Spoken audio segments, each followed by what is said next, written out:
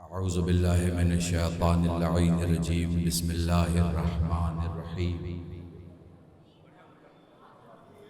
या मन ज़िक्रुहु शरफ़ुल लिज़्ज़ाकिरीन अल्हम्दुलिल्लाहि रब्बिल आलमीन वस्सलातु वस्सलामु अला अशरफिल अंबिया'i वल मुरसलीन सय्यदिल अरब वल अजम जिस्मुहु मुक़द्दसुन मुअत्तरुन मुक़द्दम नूरुल हुदा मिस्बाहुज़ ज़ुलम शफ़ीउल उमम साहिबुल जूद वल करम मौलाना अबुल क़ासिम मुहम्मद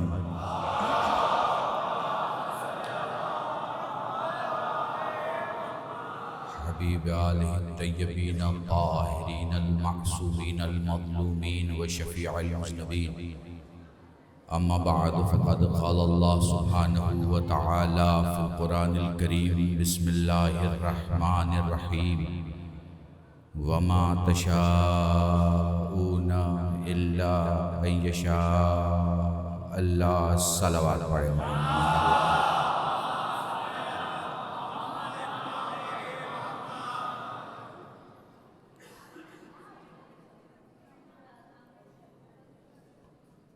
आप बेहतर जानते हैं मैं बहुत लंबी तकरीर नहीं करता और मैं भी इस बात को समझ रहा हूँ कि बेपनाह मोहब्बतों का इजहार करते हुए नज़दीक से दूर से, दिल्ली से, खुद हरियाणा से, खुद पंजाब से, उत्तर प्रदेश से, हत्ता के बिहार से, हत्ता के बंगाल से, हत्ता के कश्मीर से मैं देख रहा हूँ कि यहाँ पर कम से कम 10 स्टेट की नुमाइंदगी इस वक्त हो रही है। और ये बस आप इसलिए अली की बारगाह में हर जगह पहुँच जाते हो क्योंकि आपको आपकी माँ ने ये सलीक़ा सिखाया है कि मुसीबतें आएँ तो मजलिस में जाओ, ठोकर लगे तो अली पुकारो। मैं शुक्रगुज़ार हूँ अंजुमन का, बहुत ही बेहतरीन प्रोग्राम, बेहतरीन इंतज़ाम। देखिए, it is very easy to critic. आपके लिए बहुत आसान होता है कि आप किसी पर कोई एतराज़ करें, पर बहुत मुश्किल होता है वो जिम्मेदारियाँ खुद संभालना। तो जो जहाँ कहीं जिस भी हुसैनी मिशन के, जिस भी इज़्ज़तों के चादर के जिस कोने को भी संभाल रहा है, खुदा उसके हाथों को सलामत रखे। हमें निष्पक्ष होके हमेशा उनका साथ देना चाहिए जो हुसैनियत का साथ दे रहे हैं। ज़माना में इस प्रोग्राम में आकर कैसी फीलिंग होती है मैं उसे लफ्ज़ों में नहीं बता सकता। एडमिनिस्ट्रेशन का शुक्रिया, जो यहाँ की लोकल इंटेलिजेंस है उसका शुक्रिया, जो यहाँ के एमएलए हैं उनका शुक्रिया, और जो इस इलाके के मेंबर ऑफ पार्लियामेंट हो उनका शुक्रिया, चीफ मिनिस्टर का शुक्रिया, और उनके उस वज़ीर का शुक्रिया जिसके अंडर में आपकी रिलीजियस काम होते हैं और उनकी परमिशन से आप रिलीजियस प्रोग्राम कर सकते हैं। इन सब का सबसे पहले शुक्रिया। मुझे पता है जगह बिल्कुल नहीं है, मैं समझ सकता हूँ, फिर भी थोड़ी सी गुजारिश कर रहा हूँ, ज़रा इधर से पास आ जाओ ताकि ये इधर की जगह थोड़ी सी हो जाए। ज़रा इधर से पास आ जाओ, थोड़ा। मुझे पता है जगह नहीं है, फिर भी थोड़ी जगह, इसलिए कि देखो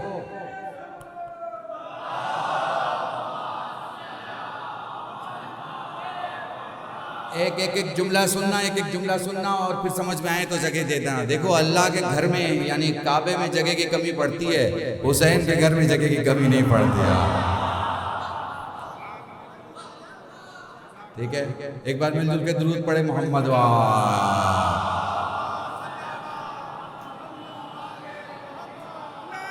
सलामत रहें।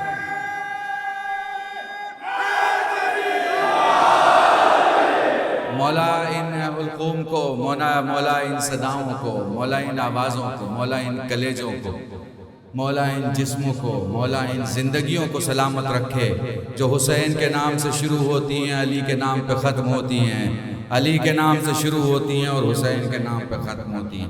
अच्छा, मैंने करबला में एक तकरीर की थी, उसी तकरीर के चंद जुमलों से इस्तेफादा करते हुए रब्त मसाइब तक आ जाऊँगा। घड़ी देख लें, 15 से 20 मिनट के अंदर मजलिस ख़त्म हो जाएगी और आप जुलूस में चले जाएंगे। मातम ऐसे करना समाना में कि मदीने में सज्जाद खुश हो जाए। वह मेरे जुमले को याद रखना। अगर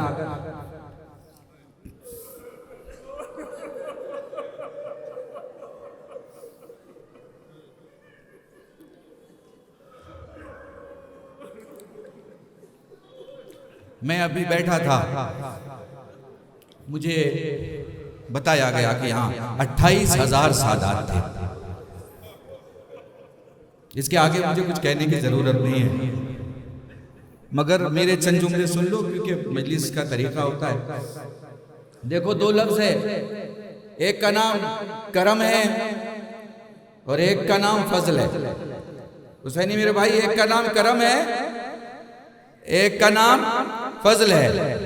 तुम समाना आए, ये खुदा का करम है।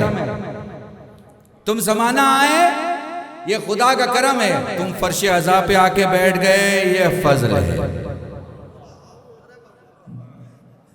एक एक जुमले में पूरी मजलिस अगर महसूस कर सको तो। तुम समाना आए, ये करम है। तुम समाना आए, ये करम है। तुम फर्श अज़ा पे आके बैठ गए, ये फजल है। तुम्हारे पास दौलत आई, ये खुदा का करम है। तुमने दौलत हुसैन के लिए खर्च कर दी, ये फजल है। महसूस करते चले जाओ, एक एक जुमले को महसूस करते चले जाओ, मजलिस हो जाएगी। ठीक है, अब एक जुमला कहना जा रहा हूं। 10 करोड़ की गाड़ी, 10 करोड़ की गाड़ी तुम्हारे कदमों के नीचे है, ये अल्लाह का करम है। लेकिन 2 रुपये की इमाम जामिन बाजुओं पे बंदी है, ये फजल है।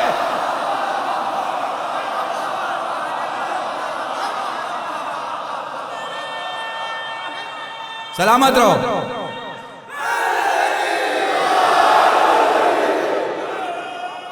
सलामत रहो।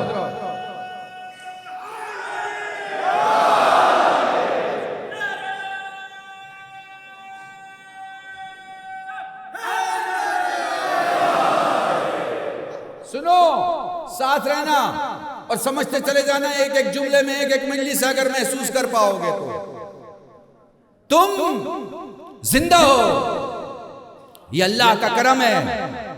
तुम हुसैनी हो, ये अल्लाह का फजल है, ये अल्लाह का फजल है। तुम्हारे पास जिंदा दिल है, ये अल्लाह का करम है। लेकिन उस दिल में सिर्फ अली बसता है, ये फजल है।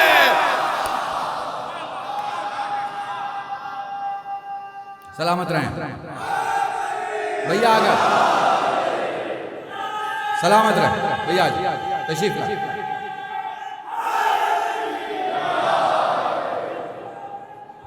तशरीफ ला, तशरीफ ला भाई। हाँ, अगर उधर रास्ते में या बाहर कहीं हुज्जतुल इस्लाम वल मुस्लिमीन,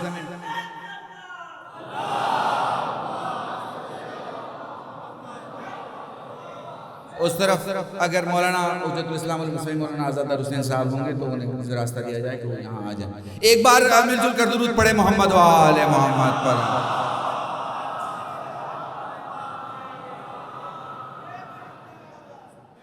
क्या करम है समझ में आ रहा है और क्या फजल है समझ में आ रहा है। सुनो,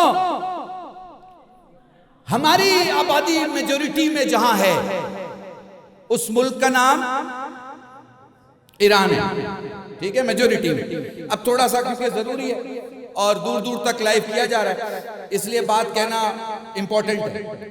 देखो, फर्श आजाद आंसू जरूर लेता है, लेकिन तुम्हें सेंस देता है, तुम्हें अक्ल देता है। ये सिर्फ आंसू बहाने की जगह नहीं है, अक्ल लेने की भी जगह है। अक्ल यहीं से मिलती है। तुम्हें क्या लगता है आसमान से अबू जर बनता है?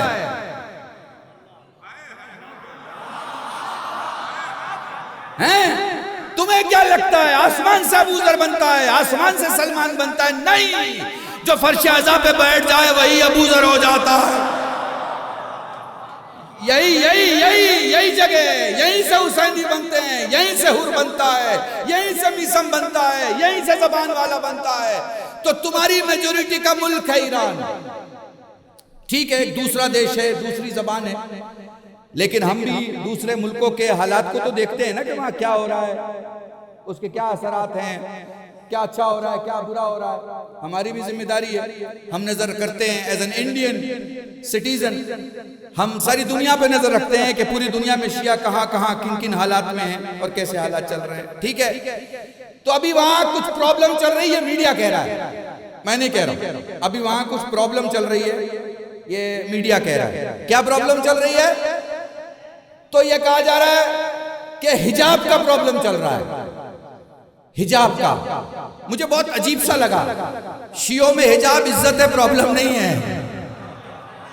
आया आया आया, महसूस नहीं कर पा रहे हो? अच्छा सुनो, और इसे महसूस करना, और मैं जवानों को हदिया दे रहा हूं, तुम्हें और उनको जो पॉलिटिकल इफेक्ट और पॉलिटिकल लाइफ में अपनी जिंदगी गुजारते हैं उनके लिए। देखो हमारे यहाँ सरकारें होती हैं, सरकार का एक अपोजिशन होता है जो हमेशा सरकार को जगाता है कि भाई आपने ये ठीक नहीं किया, ये ठीक नहीं किया, ये ठीक नहीं किया, ये ठीक नहीं किया, ठीक है ना। उमूमी तौर पे अपोजिशन किन किन बातों का तस्करा करता है? 4-5 बातें होती हैं, इसमें छठी बात नहीं होती। पहली बात अपोजिशन कहती है जवानों के पास काम नहीं है, यही तो कहती है अपोजिशन। क्या कहती है? जवानों के पास काम नहीं है। फिर अपोजिशन क्या कहती है? फिर क्या कहती है अपोजिशन? महंगाई बढ़ गई है। फिर अपोजिशन क्या कहती है? सिक्योरिटी को थ्रेट है। फिर अपोजिशन क्या कहती है? लाइफ बहुत महंगी हो गई है। यही तो अपोजिशन की बात कर रहे हैं ना, यही तो नारे होते हैं अपोजिशन के। चाहे गुजरात सरकार चले जाओ, आंध्रा सरकार चले जाओ, महाराष्ट्र सरकार चले जाओ, पंजाब सरकार चले जाओ, बिहार सरकार चले जाओ, किसी भी स्टेट गवर्नमेंट में जाओ तो अपोजिशन यही कहती है नौकरी नहीं है, पानी नहीं है, लाइट नहीं है, खाना नहीं है, सफाई नहीं है, हिफाजत नहीं है। यही सब तो मुद्दे होते हैं ना, यही सब मुद्दे होते हैं ना। लेकिन दुनिया की सारी अपोजिशन ईरान के खिलाफ जब खड़ी हुई, एक मुद्दा न खड़ा कर सकी। आय आय आय आय आय आय,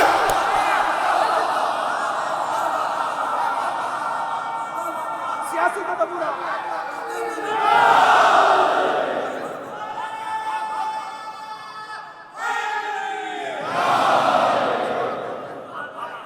एक मुद्दा अमेरिका से लेकर जर्मन तक, जापान से लेकर ऑस्ट्रेलिया तक सारी हुकूमतों ने एक ही मुद्दा बनाया, हिजाब हिजाब हिजाब हिजाब। इसका मतलब यह है कि तुम मानते हो कि पानी की प्रॉब्लम नहीं है, तुम मानते हो कि सफाई की प्रॉब्लम नहीं है, तुम मानते हो कि काम की प्रॉब्लम नहीं है, तुम मानते हो कि जिंदगी की प्रॉब्लम नहीं है, तुम मानते हो कि अमनियत की प्रॉब्लम नहीं है। अब आओ हम तुम्हारे प्रॉब्लम पे आते हैं। तुम कहते हो हिजाब प्रॉब्लम है, हिजाब प्रॉब्लम है, हिजाब प्रॉब्लम है। वो 4.5% लोगों की बातें सुन रहे हो और 95% सिक्स को छोड़ रहे हो। मैं तुम्हें बताऊं, शियों में हिजाब इसलिए प्रॉब्लम नहीं कि इनका ईमान भी हिजाब पे और इमाम भी हिजाब।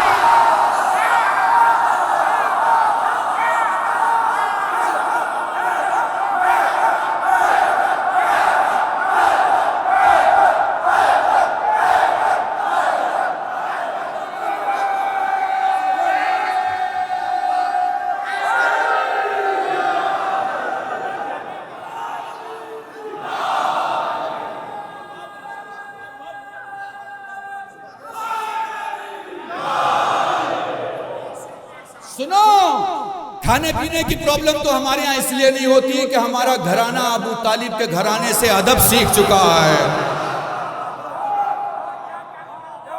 इल्म की प्रॉब्लम इसलिए नहीं होती कि हमें उसको इमाम माना है जिसे मोहम्मद ने इल्म के शहर का दरवाजा करार दिया। तो आपको मैंने पूरा मौजू समझा दिया कि पूरी दुनिया की अपोजिशन मिलकर ईरान में एक ढंग का मुद्दा नहीं दिखा पाई। ढंग का मुद्दा तो दिखाते हैं। मुद्दे लफ्ज़ से आपको समझ में आ रहा है? टेलीविजन में जब डिबेट होती है तो बहुत से लोग अपनी तकरीर शुरू कर देते हैं, तो वो एंकर धीरे से बोलता है, भाई हम आपके लिए ये प्रोग्राम नहीं है, मुद्दे पे आइए आप, मुद्दे की बात पे आइए आप, जो मौजू है उस पे आइए। आपकी गुफ्तगू के लिए टीवी का प्रोग्राम नहीं है, ये प्रोग्राम मुद्दे के लिए है। तो मैं मुद्दे की आपको बात बताऊं कि पूरी दुनिया के पास ईरान के खिलाफ कोई मुद्दा ही नहीं है। और इसलिए नहीं है कि जिनके रास्तों पे चलने वाले मुसाफिर को गैब में बैठा इमाम संभालता हो, उन्हें दुनिया के लोग दबा नहीं सकते। 40 साल दुनिया की बाजार ने अपने दरवाजे बंद कर दिए। 40 साल। हाँ, आपको देखना है कि मौलवी क्या चला सकता है। हाँ, 40 साल दुनिया ने अपने बाजार के दरवाजे बंद कर दिए, मगर खुदा की कसम ईरान ने अपना तेल गिरवी नहीं रखा। मेरे जुमले को अगर महसूस कर सको तो महसूस करो। सुनो, दुबई का नाम सुना है ना? उसका सारा ऑयल अमेरिका के लिए गिरवी है, एक शर्त पे कि जैसे आपका डॉलर का वैल्यू होगा वैसे ही हमारा दिरहम का वैल्यू होगा, डिफरेंसेस नहीं होगा। ये इकोनॉमी की वैल्यू तो उसे मिल गई कि जैसे बाजार में डॉलर स्थिर रहेगा वैसे ही दिरहम स्थिर रहेगा, लेकिन उसने अपने पूरे तेल को गिरवी रख दिया। कोई एक मुल्क दिखा दो दुनिया का जो ये कहे कि ईरान ने हमें गिरवी रखा अपना तेल। अरे जो इमाम रजा की सल्तनत और हुकूमत में रहते हो वो अपनी चीजें किसी को गिरवी नहीं रखा करते। दुरूद पढ़े मोहम्मद वाह।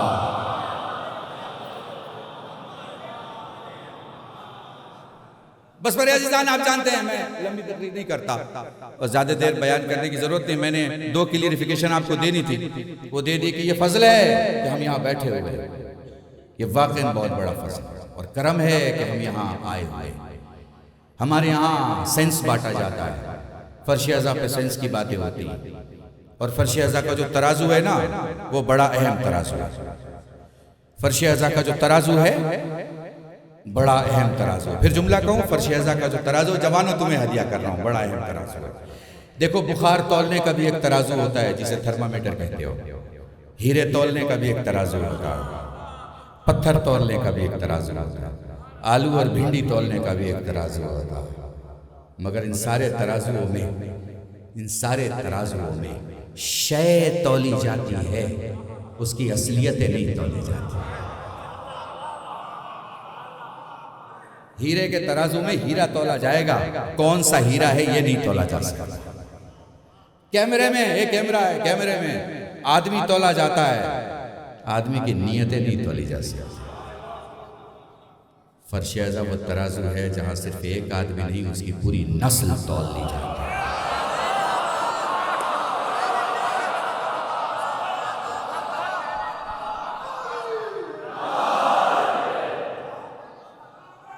सलामत।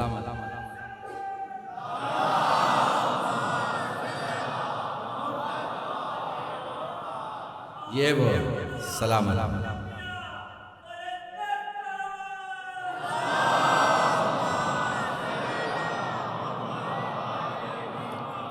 बस मेरे अजीज़ान, मैं देख रहा हूँ बहुत से लोग खड़े हैं, बहुत से मेरे दोस्त हैं, बहुत से दिल्ली से आए हुए हैं, बहुत से चेहरे जिन्हें मैं जान रहा हूँ। मैं नाम भी लेना शुरू करूँ तो शायद 1 घंटा गुजर जाए। सबसे माज़रत के साथ दस्ते बस्ता उस बारगाह में खड़े हो जो मोहम्मद की बारगाह है, उस बारगाह में खड़े हो जो अली की बारगाह है, उस बारगाह में खड़े हो जो फातिमा की बारगाह है, उस बारगाह में खड़े हो जो हसनैन अलैहिस्सलाम की बारगाह है। यहाँ खुलूस से रहा। हमने कभी इनका बदल ढूंढने की कोशिश इसलिए नहीं की कि हमें पता है कि इनका कोई बदल नहीं है, कोई बदल नहीं है। अली के मुकाबले में कोई अली नहीं है, मोहम्मद के मुकाबले में कोई मोहम्मद नहीं है, फातिमा के मुकाबले में कोई फातिमा नहीं है। मुझे तो ये समझ में नहीं आता कि मुसलमानों को ये बात क्यों नहीं समझ में आती कि जब दुकानों में हजाम पे जाते हैं अपने बाल कटवाने के लिए, तो वो हजाम वो बार्बर 20 मिनट तक उनके बाल अपनी दुकान में नहीं रखता, झाड़ू से बाहर निकाल देता है। बड़े आसान से जुमले हैं ना, लेकिन देखो कहाँ से कहाँ जाएंगे। मैंने कश्मीर की ज़मीन पे देखा कि एक मस्जिद है। मैंने पूछा कि भाई हाई अलर्ट और सिक्योरिटी के दरमियान ये मस्जिद, सारे लोग दूर दूर से आ रहे हैं, क्या है? उन्होंने कहा पैगंबर का एक बाल है यहाँ पे, हजरत बल वो मस्जिद। आप मालूम है ना आपको, मुझे बताया गया, मैं सीतापुर में जिक्र कर रहा था, बताया कि सीतापुर के बाजू में भी एक जगह है जहाँ पर एक मकाम है और वहाँ पे कहा जाता है कि पैगंबर का एक बाल है। एक बाल जहाँ रखा जाता है वो जगह मुकद्दस हो जाती है। सारे लोग ज़ियारतें करने आते हैं। ये ज़ियारतें करने आते हैं, इनको तो समझ में आ रहा है, लेकिन किताबें लिखने वालों को ये क्यों नहीं समझ में आ रहा है कि तू कौन और मोहम्मद कौन।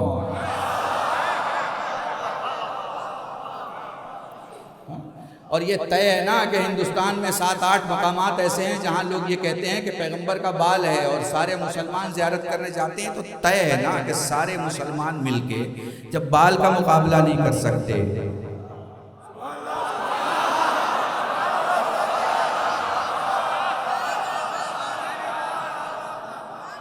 तो आल का क्या मुकाबला कर लेंगे। आल का, ये जिसकी बारगाह में आए हो ये आले रसूल है। खुदा की कसम, मुझे इस मिंबर की कसम है जो मैं एक लफ्ज गलत पढ़ रहा हूं। मेरा ड्राइवर था, उसने मुझसे कहा मौलाना मेरे पास औलाद नहीं है, ब्राह्मण था शर्मा। मैंने कहा मैं समाना से गुजर रहा हूं, जिस तरह भिखारी की तरह मैं मांग के निकलता हूं तू भी मांग के निकल जाना। दूसरे साल उसने कहा मौलाना हमें खुदा ने औलाद दी, ईश्वर का करम हुआ और मेरे पास बच्चा है इस वक्त। याद रखो इस बारगाह में यहां सियासत के लिए मत आना, यहां अंजुमनबाजी के लिए मत आना, यहां टोले गिरोह और हिज़्ब बन के मत आना, यहां बस हुसैनी बन के आना, यहां बस मौलाई बन के आना। बड़े अकेले हो तुम, एहसास नहीं है तुम्हें, बहुत अकेले हो।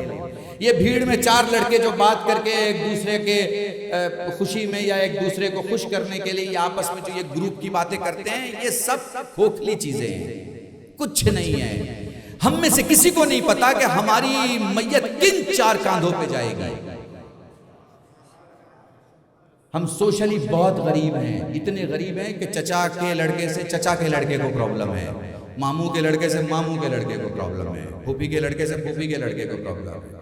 सोशली वीकेस्ट हम होते चले जा रहे हैं, हालांकि हमारा सोशल बहुत मजबूत था, बहुत ही मजबूत था, मगर हमारा सोशल कमजोर कर दिया गया। आपको रोक लिया गया, रोक लिया गया, रोक लिया गया। मगर तुम किस करबला के मानने वाले हो? तुम उस करबला के मानने वाले हो कि जहां सकीना को पानी मिलता है तो वह असगर के कब्र की तरफ दौड़ती है। चूंकि उसूल ये है कि बड़े को कोई चीज मिले तो छोटे को देना होता है। बस मैं ले आया। मैं सोच रहा था कि मैं उस कब्र के पास जहां यब्न रसूलुल्लाह कह के ज़ियारत पढ़ रहा हूं और कह रहा हूं ए इमाम के बेटे, ए मासूम के फर्जंद, ए अहले बैत के घराने वाले, हम अदा नहीं करते हक। एक साल में एक बार आना हक अदा करना थोड़ी है।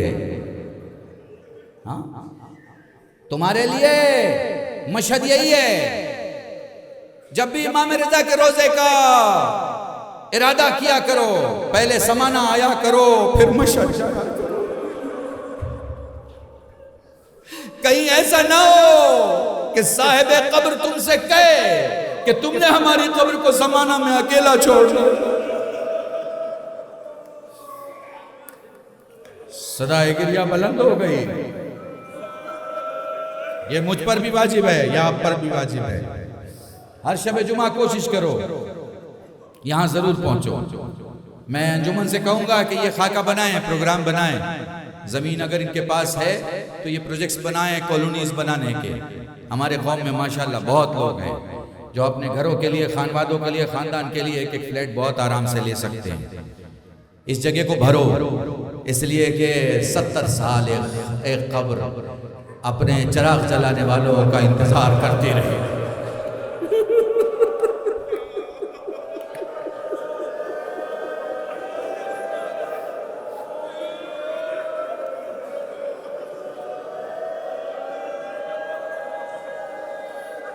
मैंने मुझसे पढ़ा नहीं जा रहा।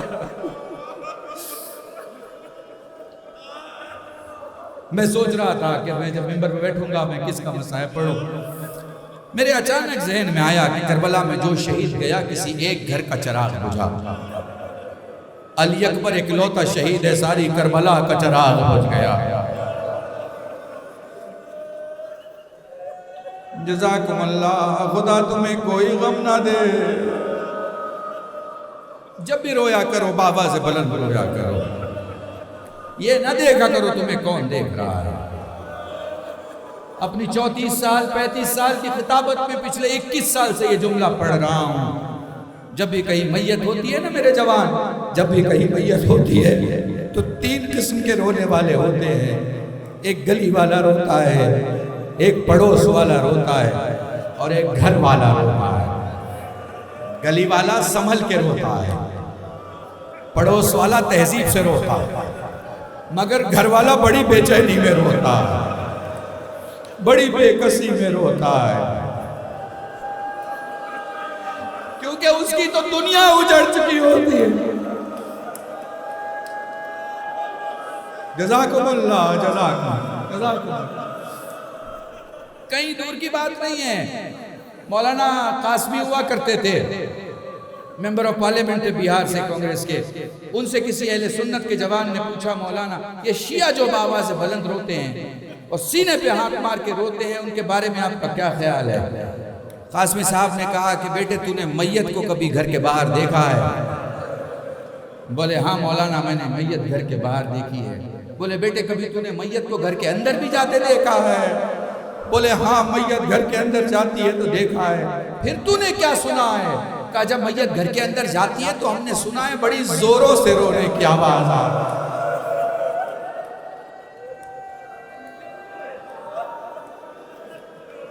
और तूने क्या सुना है? कहा मैंने सुना है कोई सीने पे हाथ मार के कहता हाय रे मेरा बेटा। का इसका मतलब कि जो आवाज़ बुलंद करके आवाज़ बुलंद सीने पे हाथ मार के रोए, वो जाने वाले का सबसे नजदीक का रिश्तेदार होता है। ये तुम्हारी आवाजें पता है क्या बताती हैं? ये तुम्हारी आवाजें बताती हैं तुम्हारा हुसैन का रिश्ता बड़ा नजदीक।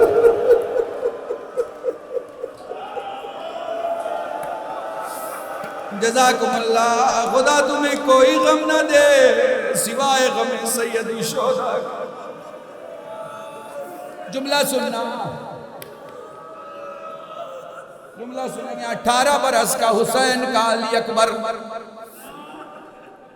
देखो मैं इस मजलिस में जो पढ़ने जा रहा हूं और जो गिरिया है तुम्हारी जो अकीदे की इस वक्त की कैफियत है, मुझे इस मिंबर की कसम है तुम्हें दुआ मांगने की जरूरत नहीं पड़ेगी।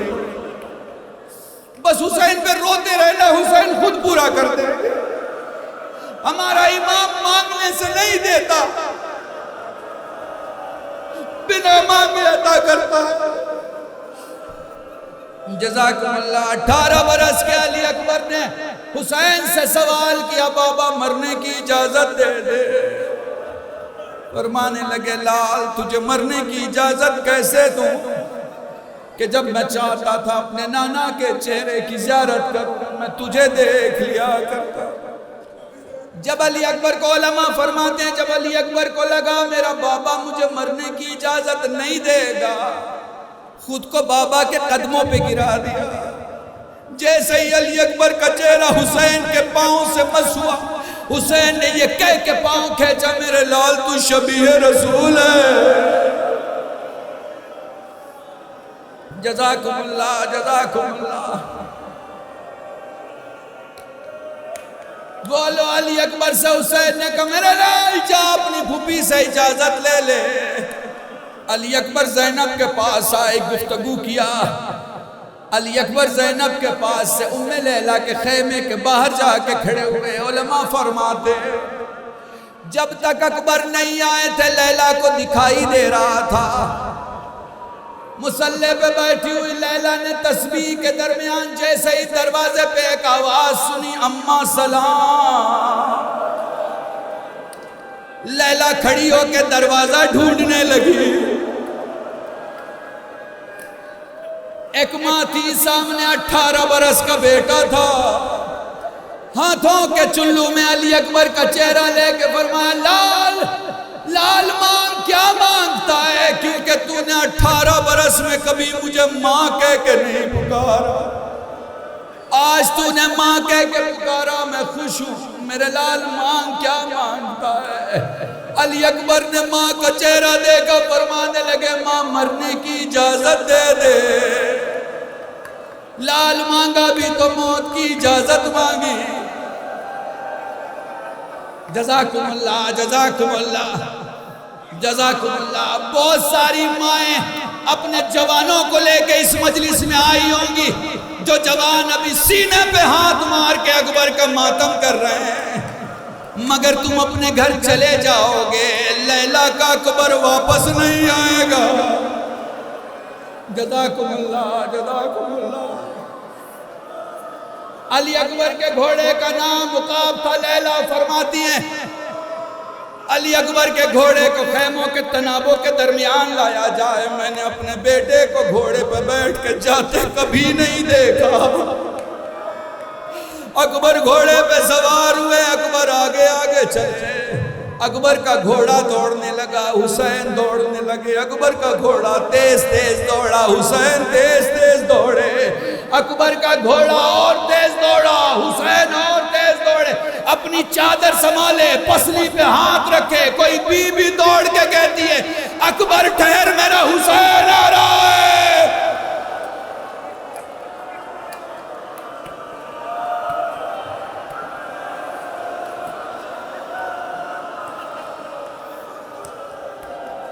जज़ाकुमुल्लाह, जज़ाकुमुल्लाह, जज़ाकुमुल्लाह। बदो जुमले मसाइब के सुन लो और मजलिस तमाम है। बाबा आपको मुझे रुखसत कर चुके थे। मेरे लाल काश तू साहिब औलाद होता।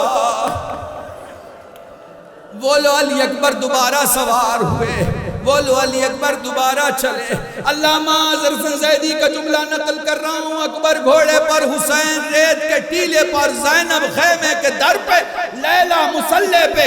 थोड़ी देर तक जंग हुई। अकबर घोड़े से गिरे, हुसैन रेत के टीले से गिरे, ज़ैनब खैमे के दर पे गिरी, लैला मुसल्ले पे। मेरे अल्लाह, मेरे अकबर की खैर।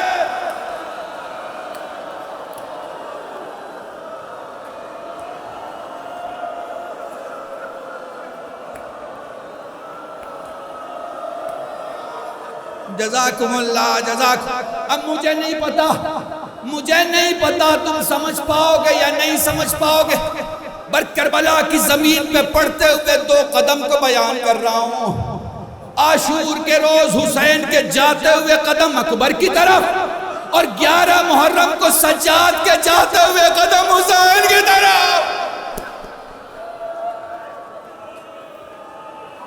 कभी दाहिने जाते थे, कभी बाएं जाते थे।